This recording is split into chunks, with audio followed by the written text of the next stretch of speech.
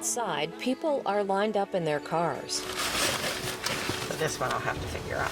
Inside this neighborhood church, volunteers are lined up too, packing up food.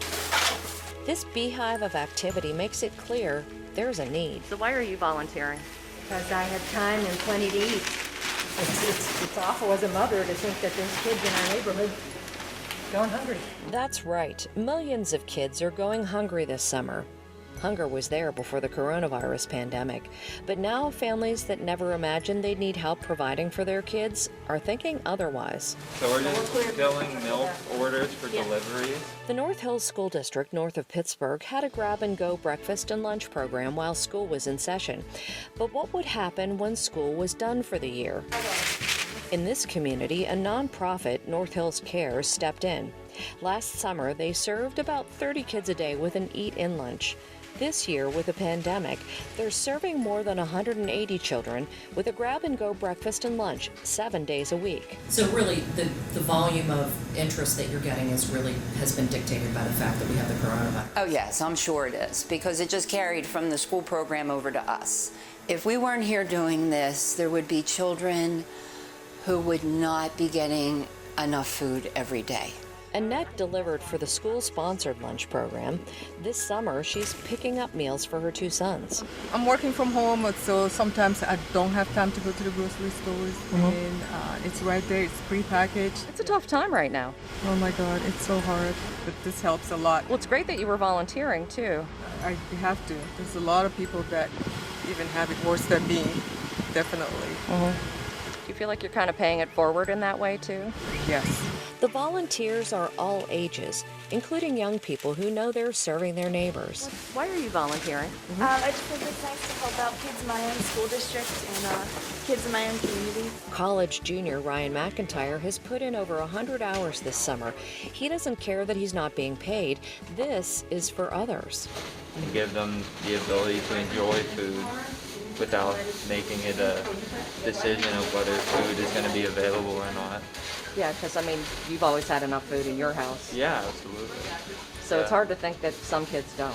Yeah, and it's nice to be able to think that this is part of something we don't have to worry about as long as we're doing what we're doing. So it's either or with the grapes. Once the grapes and blueberries are gone, then we switch to the cucumbers, zucchini. Organizers are focused on making sure this isn't just food, but healthy food, including fresh vegetables and fruits. I believe that the kids should get fruit and vegetables. That's how it is at my house. But fresh is just so much better for them, and a lot of times it's not the stuff they're going to get at home. Some families pick up their food. Is that the last one? Yeah.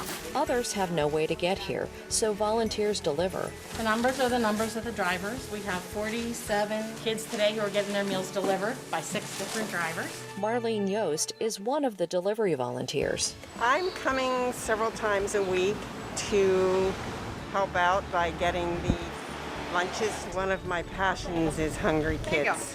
It hits me hard. It upsets me greatly when I think about hungry kids. How do you feel when you're done making these deliveries? I feel like I've been able to serve a purpose. That my day is at least filled with something that's worthwhile. And the need is great. While 22 million kids get a free or reduced price school breakfast and lunch during the school year, only 4 million get food in the summer.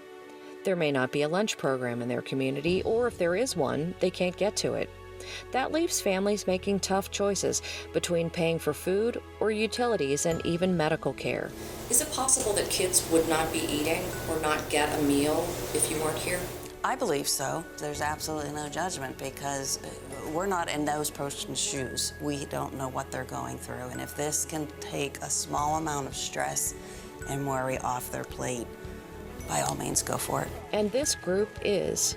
The leaders put in long hours, and the volunteers, well, without them, there would be no free lunch in this community or lots of others. I really just have to thank all of our volunteers. There is no way we could have done this without them. They care about their community. They do. They do. Thanks, bye. Bye. Have a good day.